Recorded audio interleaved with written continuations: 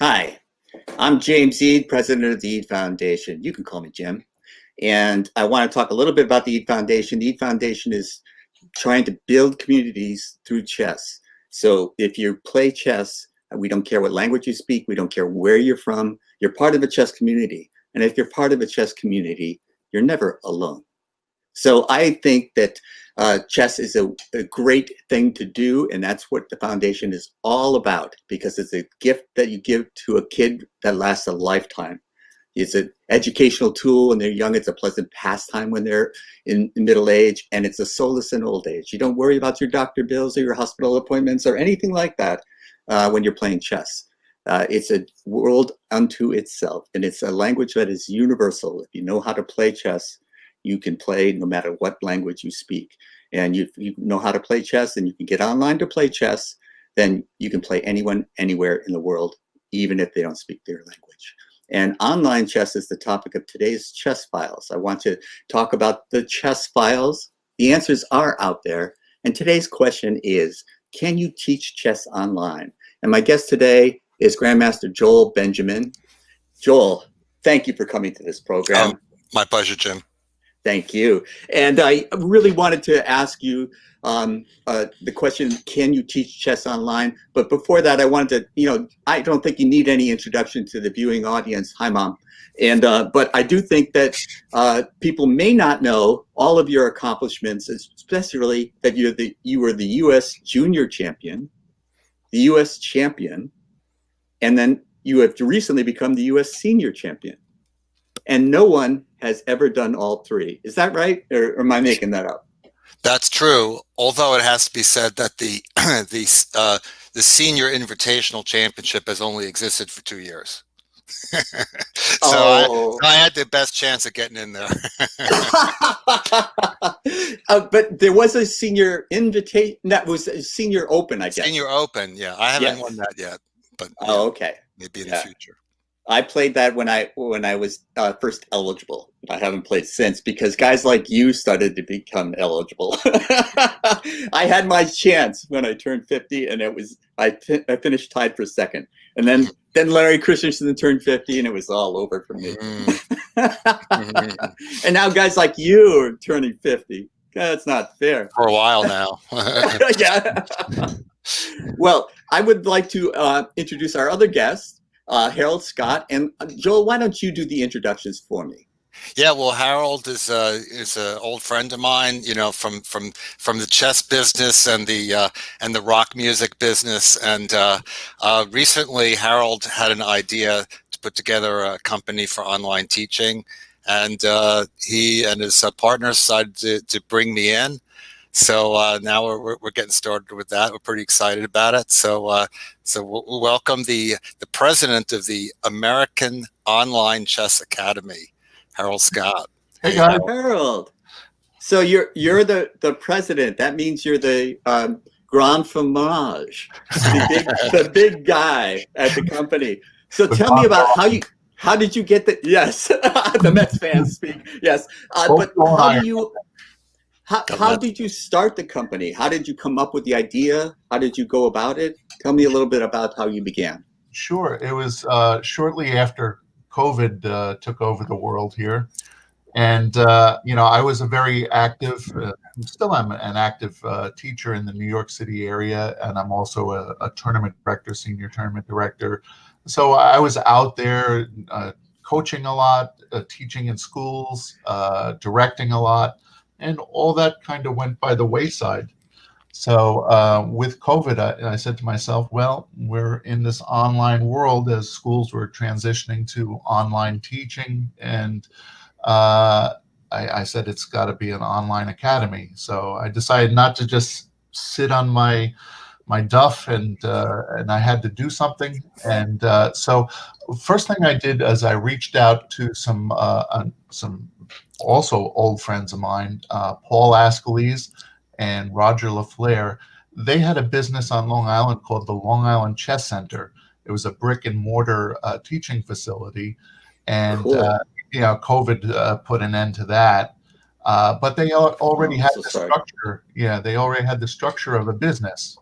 And they're great old friends, and I just love being in contact with them on a regular basis.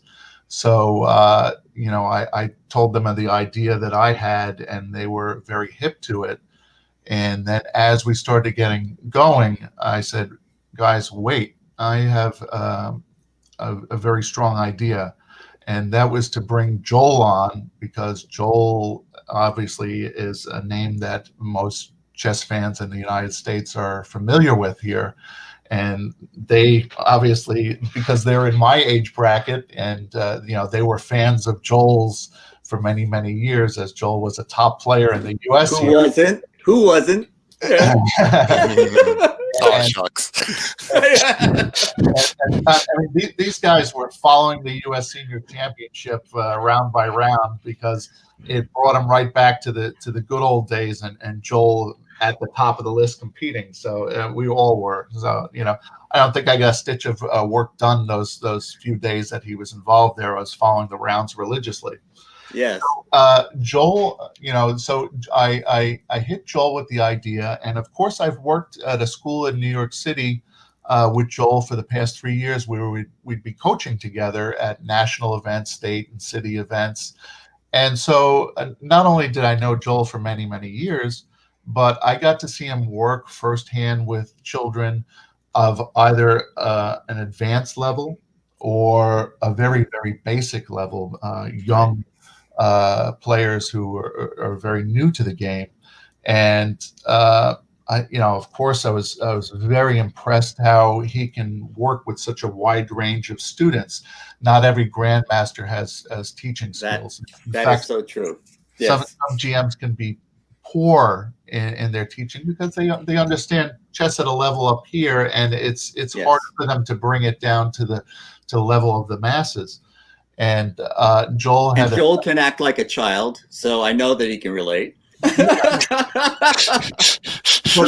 he had a nice touch, and Joel was very hip to the idea as well. And That's then starting fantastic. in June is when we started moving forward. We created the company rather rapidly. We did some camps over the summer, which were well attended, and now we're in the process. They just had the announcement coming out within the past week about the K through 12 showdown, which was normally the Orlando tournament, then the K through 12 nationals.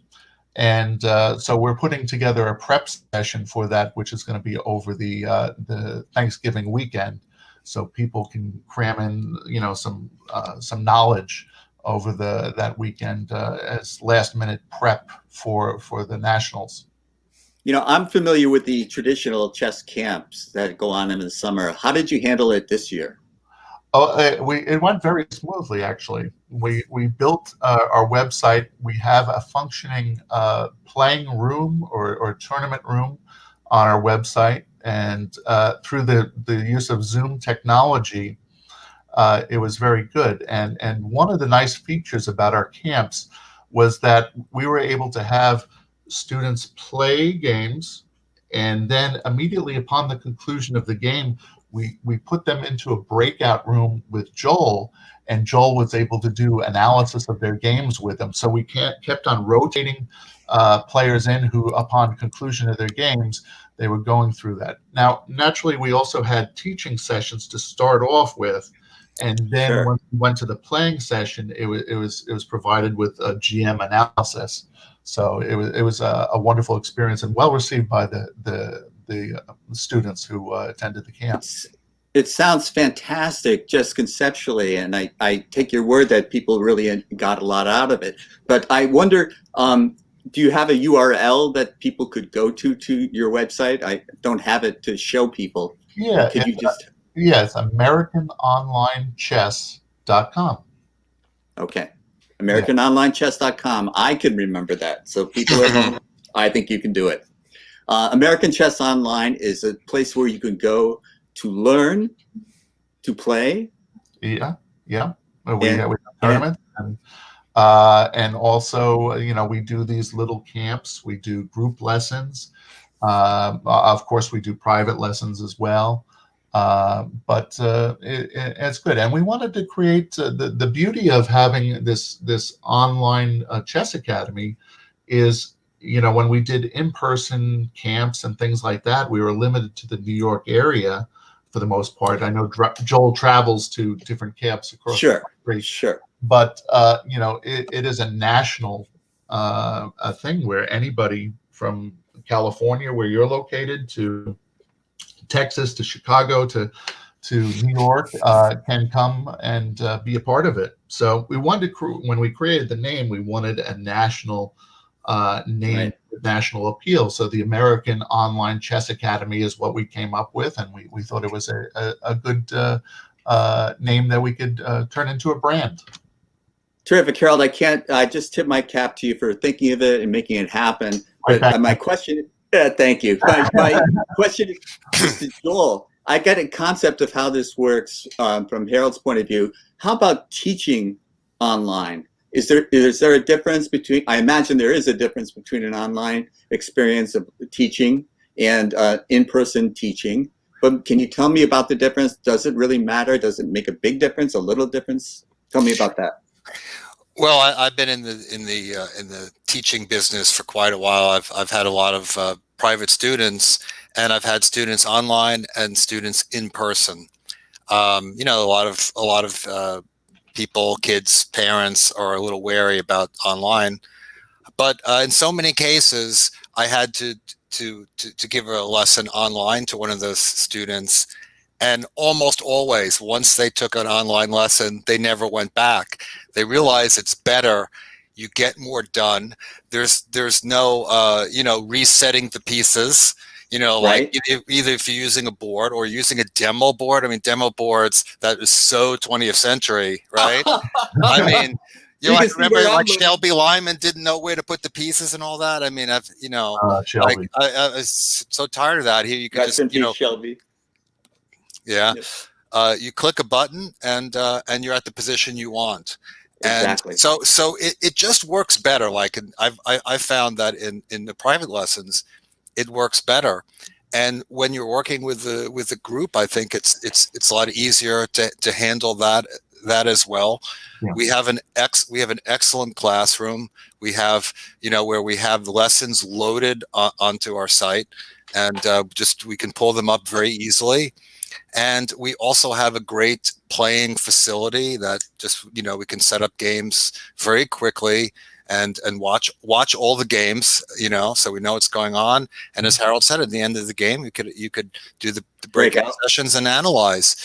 I mean, chess is one of the few things that not only works okay online as a virtual experience, it actually works better. Yeah. I think it's a killer app. That's the way I've always talked about it, and I felt like the chess world was not making the best use of it. And I think you guys have hit on how to do it. Well, chess was one of the first things to come on the internet back in the late 80s, before we had even America Online, which was an early ISP. But so chess has been around for many, many years. And the school that I teach at now, which is called Avenues the World School in New York City, which I'm head coach at, of all their after-school programs, chess, when they had to make the switch from teaching in person to online because of COVID, chess made the easiest transition. Because chess, we're geared up for it, and like Joel said, there's many efficiencies, having those positions and the lessons ready to go, and also it's nice having that little mute button when the class becomes a little bit loud and unruly. And I wish I could. When we go back to in-person learning at the school, I wish I still had. You want that? Yeah. Well, do you think you will go back to in-person training? Oh, most definitely, especially in the schools.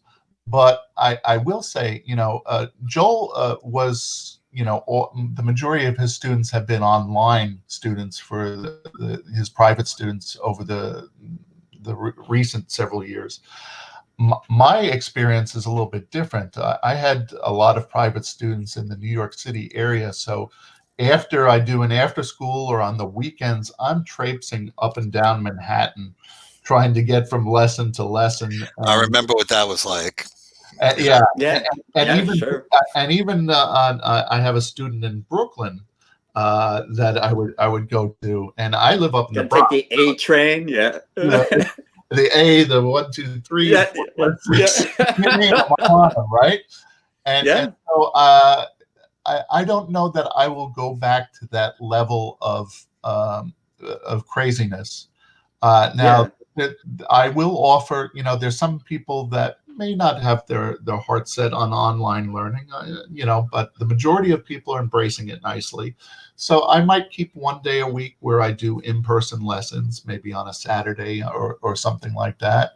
But I decided that I'm not going to work as crazily traveling all over Manhattan to do that. And like Joel said before, the efficiencies, my students I know are getting so much more out of their lessons because we're not resetting pieces, and you get more done. Three or four times as much material, which means we have to be more prepared. We have to have more. We have to have more material. Yeah, absolutely. But we're all old enough to remember that we used to study out of books, and so we had to look at the book, move the piece, look at the book, move the piece, and it's so much more efficient when you're younger now, when you could just click, and the moves are there right in front of you. They have it easy, don't they? Well, you could just speed through so many games that would take us physically. It would take us longer to do it. Yeah. So, but books are still good. Books are still good. And books. Speaking of books, Joel, Harold mentioned in my ear earlier that you have a new one coming out. Yes, I have a new book. It's called World Champion Chess for Juniors, and I would hold it up on screen. Except I haven't got my copies yet. Apparently, the mail is moving a little slowly these days. I don't know why. Yeah, I can't understand. But anyway, I think it's a really good book. Again, I'm working with New and Chess Publishers. They do great stuff. They do. And this really the last few books that I've written, and I've gotten into the book writing the last few years. Of course, I wrote one in the 80s, a long time ago, and then a 20-year gap. I have it. It's in my collection. Yeah, unorthodox opening. It's golden oldie. Yeah. But recently, my books have been very informed by my teaching experience. And in the teaching, I learn things, and I say like, yeah, this is what I got to get out there. Like my previous book, Better Thinking, Better Chess, was, from working with students, and I learned things like, hey, all my students play the first move that pops into their head, even if they're 2000. Right. I mean, the 2000 players don't play it instantly, but they think for a minute and say, okay, that looks okay, and they play it. So I thought, okay, I got to improve the thought process there. The current book, World Champion Chess for Juniors, what perhaps inspired me to write this was an experience I had a teaching camp. Okay, I went to a camp, and two of my fellow instructors, who were quite a bit younger than me, could not name the world champions. And if you gave them a name, they could not put them in the right era. Like Emanuel Lasker could be in the 1950s for all they would know. And I just thought, like, this is sacrilege, because I'm offended just listening to that. like growing up, and and you can see in the background a little bit. I have tons of books in my office here, and most of those books were accumulated in my childhood, because all right, that was the only way we could learn, but it was a good way to learn. You read books, you absorb the information better, I think, because you're a little more active in it. But those old games, like my books, I had game collections of just about everybody, and I studied those games, and I learned the strategies and the ideas that developed over time.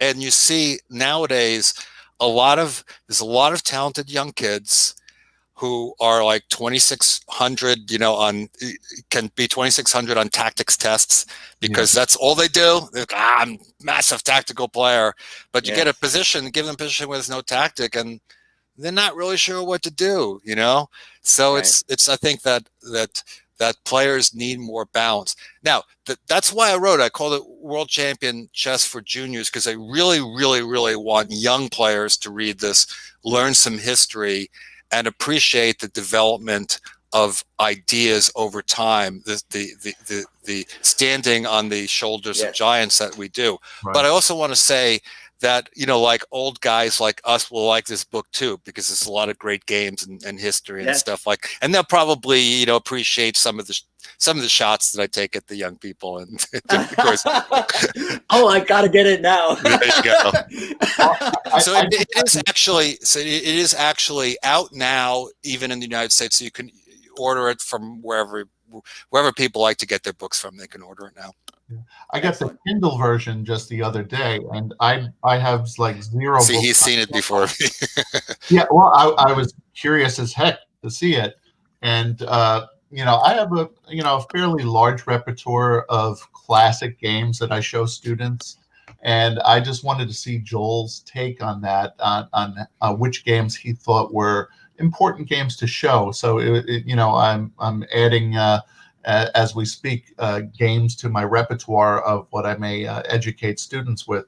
And to tag on to Joel's point there, we have a lot of young players who are 2,600 level, but they're missing that classical education in their play.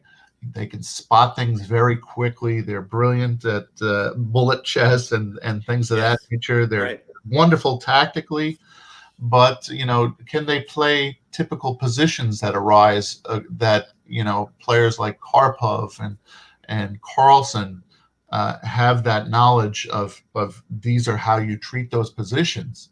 And those things can only be gained by having a classical education, if you will, by knowing the classics. Kramnik was big on knowing the classic games, and well, every great player I think has a good classical education, but those are examples that come to mind, and Joel looks to fill in those pieces.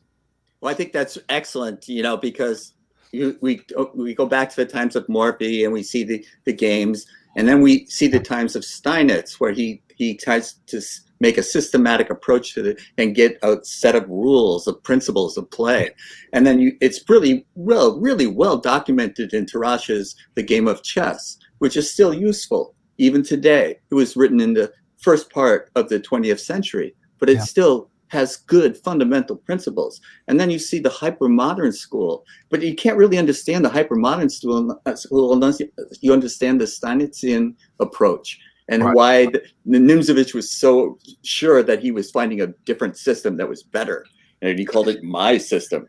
And then you have to understand that. And people like Alekhine, who really combined both and was a great player. And then the dominance of the Soviet players. And, the classic book, the 1953, Zurich, by Bronstein. It was like, to me, it was eye-opening. Like you got a file and a diagonal. Oh, that's worth the exchange. And I went, what? And so, you really learn by studying the games of the past and the progress of the game and the evolution of the game. That's exactly the word I was thinking of. Joel's book kind of shows the flow and the advancement of thought throughout the history of chess. Yeah, you're actually given a synopsis of a lot of the book. Although I have to say that the book is about the world champion. So I limit it in that sense. So guys like Nimzovich and Reddy, who never won the world championship, they take it on the chin in this book. Short shrift. Their hypermodern ideas don't work out that well, because we don't see Reddy's best games. We see Alekhine dumping rookie 3 on Reddy. Yeah, right. or beating Nimzovich and saying, there's your system. Oh, Nimzovich, Put that in your pipe and smoke he it. loses a lot in the book. Yeah. And Marshall actually, I think, is the #1 victim in my book because he lost a lot of memorable games to world champions. Yeah, Capablanca. Yeah, that's in there, and all the Marshall analysis and stuff. Yeah. Well, that was the fascinating part about books, which sometimes, tell me if this translates online, because the annotations in the books, and also you get to get the same game and you get different perspectives from great players on the same game. And that's also a learning experience too. But if I play over a game quickly online, am I getting that kind of perspective? If you're playing over a game, like if you're just like say a student playing over a game without analysis, right? Yeah, you don't, and people most of the time when they see a game, it's without analysis. I would say before the internet, when they were getting maybe their material maybe from ChessBase, they might get a load of annotated games. But right. Yeah, that's the danger. And of course, we do have this teacher of sorts, the chess engine, and the chess engine gives us some information, but it's very difficult for people to use the engine wisely. In my writings, I actually talk a lot about the engines, and I sometimes give engine evaluations, and I say, but this is not a real life engine. This engine evaluation is not a real life evaluation, because this doesn't represent what would happen to humans. Like a human would never play this move. Right. So I don't know. I hear players sometimes say like, yeah, or they put a question mark next to their move because their move, the computer says it's plus 35, and they could have played another move that was plus 75. It's like, oh, come on. You know, these numerical evaluations can be useful, but they have limited use. Like when you see plus minus, it's like, oh, there's like maybe there's a tactic, or there's enduring pressure that you can't overcome. So the very broad ones are useful, but the difference between plus 50 and 0, it's often not helpful at all. Yeah. The interesting that engines do have their limitations. Obviously they're great at calculating brute force tactics, but still they are not complete in their strategical understanding of the game. And there's many examples that I've come across where they may evaluate the position as equal, but it could be far worse than that, the evaluation. Even strategically, one side may have an advantage that could be a winning advantage. So there are elements that the computer is still lacking in its understanding, believe it or not. Well, we have to give a shout out to the informants, because the informants were how I would get the latest and greatest information, and they would give evaluations plus minus, like Joel said. And my favorite thing was this. Speaking of the 80s, I wrote this book in the 80s. And hey, remember the 80s. Yay, 80s. And one of the things that I loved about it was the informant evaluation of one of my lines was a plus minus for white. And it was really minus plus. Black was better in that position. And I can't tell you how many games I won by people playing into the informant line that they thought was better for white when it wasn't. Yeah, we were in the desert back then. I wrote my first book, Unorthodox Openings, with Eric Schiller, because he had a computer. He had a computer. He could do desktop publishing. I literally could not write a book by myself because I had stone knives and bearskins. Yes. Oh, it's very true. And this is, I started publishing books in the 90s, and it was so wonderful to get, the Microsoft book. It was Microsoft Word for Dummies. And it just saved my life in terms of publishing, because the manual was useless. I couldn't figure out how to do things, and it explained it to me. So, all of a sudden I had this computer that could do all this. You just click this and push it over here and it works. So the revolution started for me in the 90s. The tactical, tools that I acquired to be able to publish, to be able to do this. And now it's going to another level. From what I'm hearing from you guys, you're taking it to a new level beyond just giving somebody something to read. You're giving them an experience. Yeah, and you have to balance the two, the information that you get from the computers that inform you and help uh, uh, teach more nuances in the position. But the old-fashioned things count. Understanding, being able to explain. Actually, the books now are much better than the old ones because Oh, we Oh yeah. understand we understand that we're in an era where we realize, as chess players, we're also chess teachers and coaches that it doesn't really, we're not writing to show, that we have brilliant theories. We're writing to an audience, and the audience needs to learn, and we have to put that material out there in a way for them to absorb and understand. And that's certainly something that we're going to be doing in our classes at Yes. AOCA. Because we're all experienced teachers. We all know how to speak well, and we'll Yes. get our points across, and it will be a good learning experience for everyone who joins us. Yeah.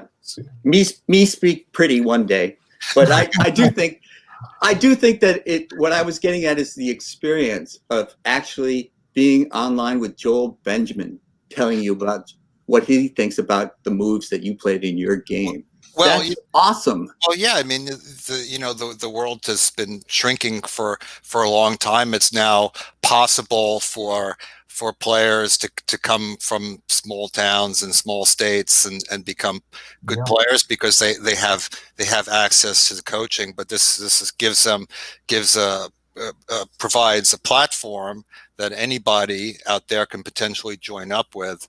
And it doesn't matter where you live, you have opportunity to learn from Exactly. me, and that's Exactly right. that's a difference. I'm not just for New Yorkers and New Jerseyans now. Yeah, right. It's so important because when I was growing up as a teenager, before I could drive, I would have to have someone drive me to New York, which was like 3.5, 4 hours away, before I could play in a tournament where people were better than I was. And so this was a big event for me.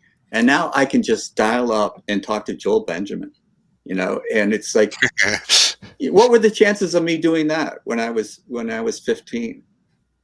What was the chance that I would, well, you were younger then, but what was the chance I would run into Nick DeFermian like this?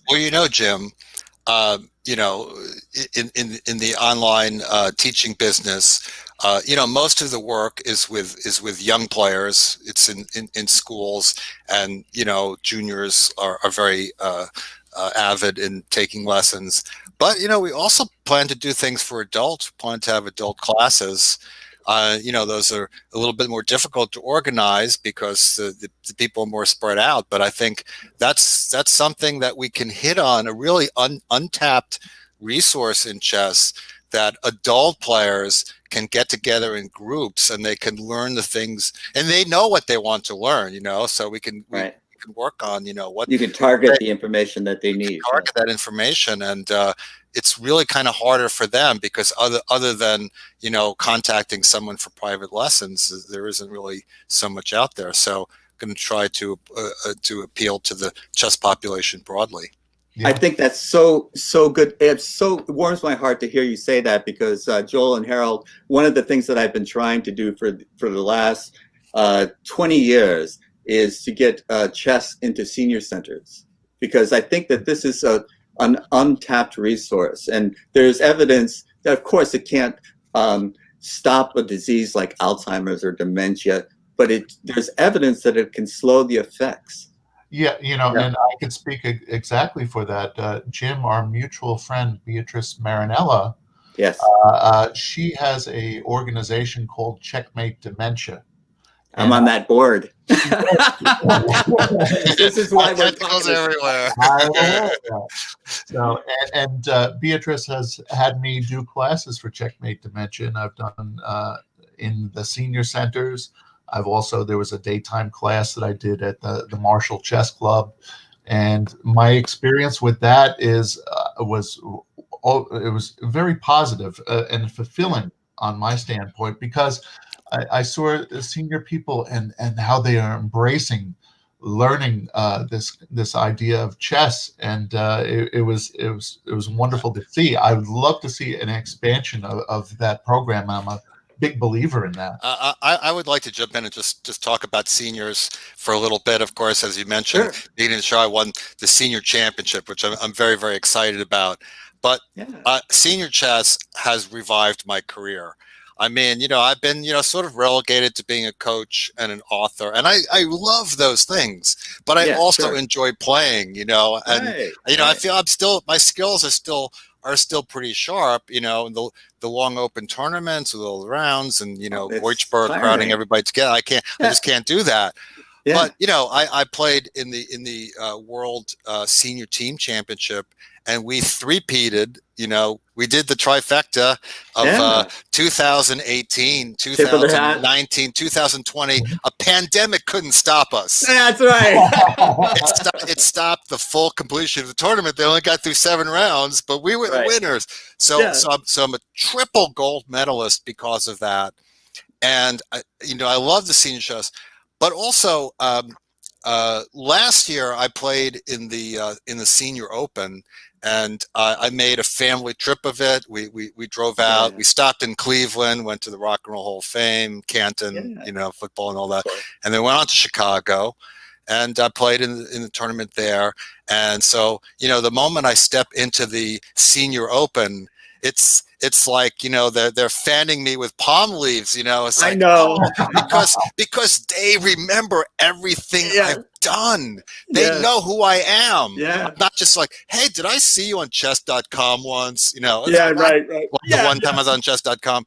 They could talk with me about all this old stuff, and Yeah. every one of them has a book. Oh, can you sign my book? And it's like It's- a reunion. It Almost. is, and Yeah. and I don't necessarily know all those people. Some of them are just fans. Some of them are people that I've known a little bit throughout the years. It's just so great to be in that environment. And as much as I do enjoy teaching kids and fumigating my wisdom upon them, I in terms of a tournament environment, I really like to be with the seniors. I would play in the first Senior Open I was qualified to play in, and I loved the tournament because it was like a reminder of how tournaments used to be. Not the crowded huge events and with the prize money and the killers, were underrated killers out there and all that kind of stuff. It was just guys who loved to play chess, and so I'm on board too in the last round. So if I win, I can maybe tie for first, and so there's some pressure going into the game. And I introduce myself to my opponent, and he says, he recognizes my name, and he says, didn't you play in some tournaments in Troy, New York? And I said, yeah, I did it at RPI. And he says, oh, yeah. And I said, I actually won one of the tournaments there. And he said, yeah, I was the director. And it was like, oh my goodness, I wouldn't Small have. world. Yeah. I love those stories. Yeah. Yeah. It's fun. That's the good part about being a dinosaur is remembering. So that's a great Triassic period. Go ahead, Harold. I'm not quite as old as the two of you. I've just turned 50. Well, you're senior. Yeah. But I am a senior now, and I am embracing the fact of potentially playing in the U.S. Senior Open next year out in Pomona. It's fun. Yeah. So I'm Yeah, looking forward to that. Don't miss it. Don't miss it. Play at least once. Yeah. That's my heartfelt advice. It's an experience. But Yeah. not only is it fun to play, but the instruction I got when I was at the mechanics doing teaching there, I had a senior Tuesday or senior Wednesday, I can't remember, but it was back in the 90s. And this was a small group, maybe 6 to 8 people, but they were dedicated. They showed up every week, and they wanted to be there, and they wanted to learn, and it was wonderful. And then there was a senior center in Palo Alto, the next town over, and I would do lessons there, and I would cover something one week, and the next week someone would say, I would show the same thing over as a way of transitioning, and they would say, oh, no one's ever explained it to me that way. And I go, well, I did last week, but the point is they're engaged. Yeah, you know what I love about the engaged. senior classes is they're actually taking notes. So they bring their notepads and they're writing that down. If I had, They know how to use a pen. yeah, and they're how exciting that would be for me if we had younger players. it's not a stylus. Actually, we did a camp. We did a camp this summer, and one of the Joel's students, a young lady, she was taking notes during the camp. She was very good like that, and it was like, oh, how refreshing, you know. She's a good one, yeah. But isn't it something to have a chess class that people are anticipating? It's Tuesday. Oh my, we better get the chess class today. Yeah. You know, it's wonderful. So Yeah. when you walk into those rooms and you walk out of them, you're kind of walking on air. It's sort of like, that was great. That was a great experience. So Yeah, it's a gift very you well give worth to a child. It can last a lifetime. Yeah. So give this gift to children and take care of the seniors. Be there for them too. So Yeah, you guys sure. are doing it all. You guys are doing it all. I'm really proud of you. I have to once again tip my hat to you. Thank you so much. Is there any closing arguments, Counselor Benjamin? Do you have anything that you want to say before we close this show? Well, just remind people, AmericanOnlineChess.com. I mean, we're called the American Online Chess Academy, but our website name is AmericanOnlineChess.com, AOC. Around here, people can remember that pretty easily. And because the search engines aren't so Well, kind to us just yet, so if you're interested, it's a good idea to go and write that down now, and look to see, in the coming months, people will hear about all the stuff that we're offering, classes for kids, group lessons, camps. We're gonna get tournaments going. I mean, maybe Harold can add to that. Sure, and also targeted seminars or workshops. Joel might introduce different topics, different openings that he might go over. Also, we have the ability on our website. The company that we're using for our playing room is adding more and more functionality. They really and they're embracing ideas that are coming to them from their users. So pretty soon we'll be having Joel do a simul. So I mean, it's the possibilities are endless. So we're very excited. We're still in our infancy, taking our baby steps, but more and more of course. we're going to be adding things. And online learning is here to stay. That being said, I'm looking forward to having human contact back in the. Oh yes, but all of us. But there will be this mix, because, like we said, there will be people that normally don't have that access that now have access to great instruction, and they don't have to come to New Jersey to be with a teacher like Joel. They can be in Wyoming and have a class. And you don't have to hop onto the F train or the A train to get to them. So, this is the wave of the future.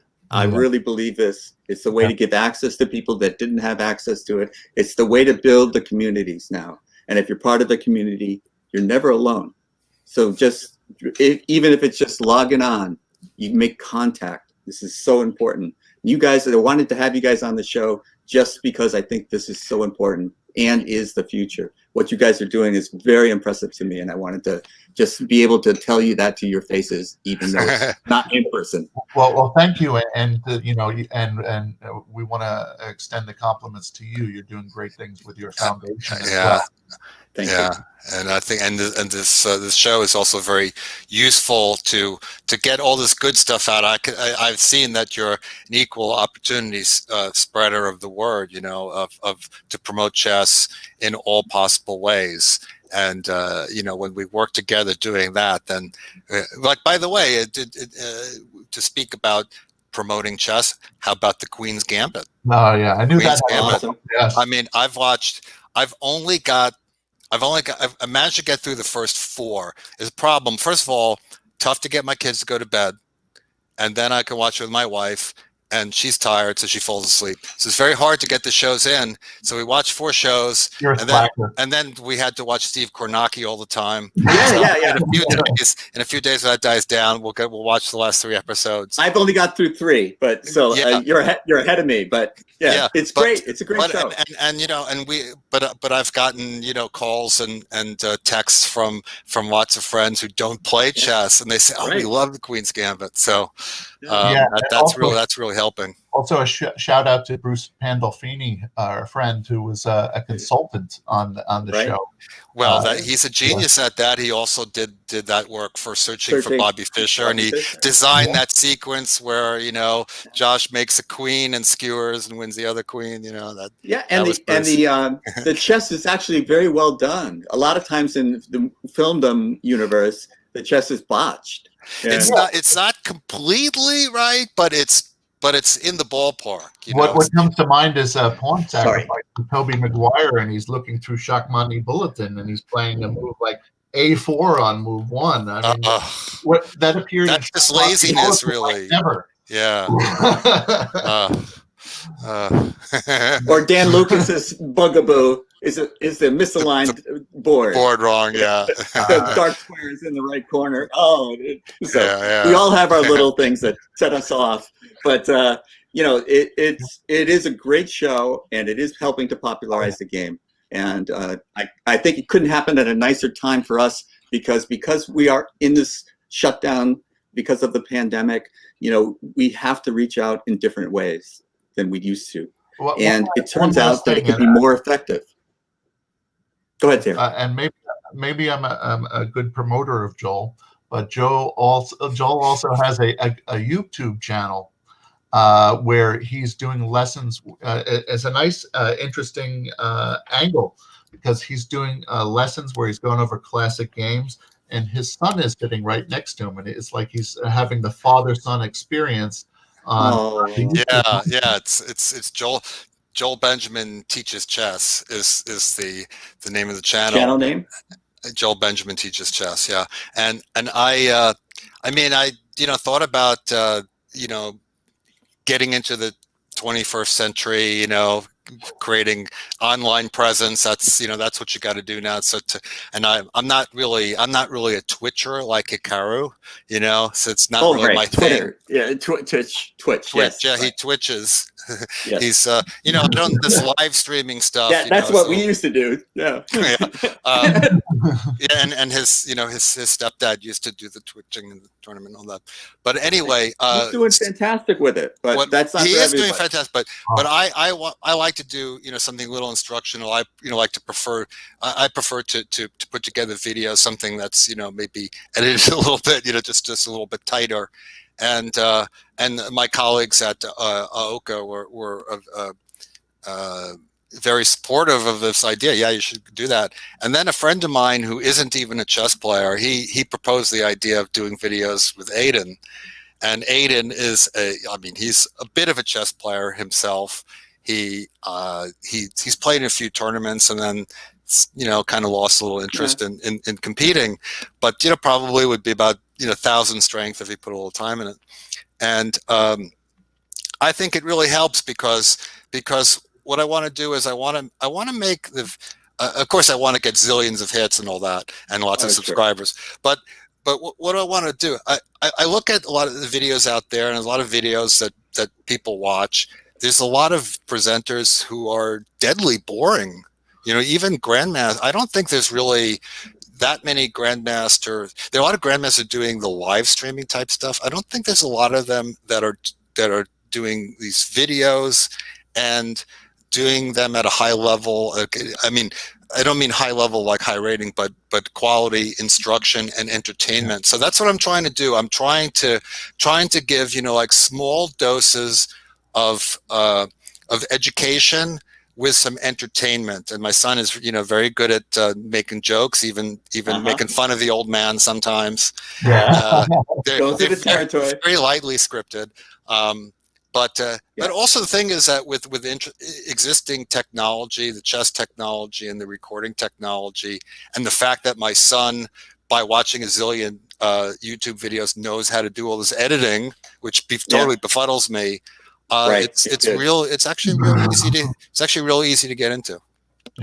Yeah, and so it's Joel Benjamin Teaches Chess to the YouTube channel, and you can also check out the Eid Foundation YouTube channel. And by the way, these guys are going to be on it later. The YouTube channel also has a connection to the Oka website. Excellent. A little synergy there. That's the way. That's the way to do it, because it's all about connecting and getting people to know that you're out there is part of the problem that we have. You know, because you've got a service that you're providing, but who knows about it? And the person who wants that service, and you don't know them. And despite how it looks now, I've always been the worst self-promoter. I don't like doing that. I don't like tooting my own horn. I prefer to have Harold do it for me. Yeah, that's Right. why I'm learning to try to do that more. That's why he's president. I have my books what I do around now. You know, I'm wearing the Oka shirt. You know, There you go. I'm learning that. You know, that It's baby steps. Baby steps. You'll get there. Yeah. Well, I appreciate so much that you guys were joining with me today on the Chess Files. The answers are out there. And I'm going to put you guys backstage. Hang out there for a while I wrap up the show, and we can talk afterwards. All right? Great. Thanks for having us on. Thank you. Oh, thank you. So I'm going to remove Harold first, and then Joel last, and then it's just going to be me telling you to thank you so much for joining us today. I hope you got as much out of that as I did. And this is James Eid from the Eid Foundation, but you can call me Jim. The idea is to build communities through chess, because if you're part of a community, you're never alone. And in this day when we're shut in, sometimes we feel alone.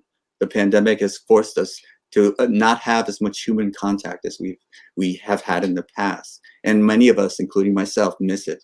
But this is a way to stay connected. So please join us every Friday at 10 a.m. Pacific time, 1 p.m. Eastern. And thank you so much. This is James Eid saying goodbye for now.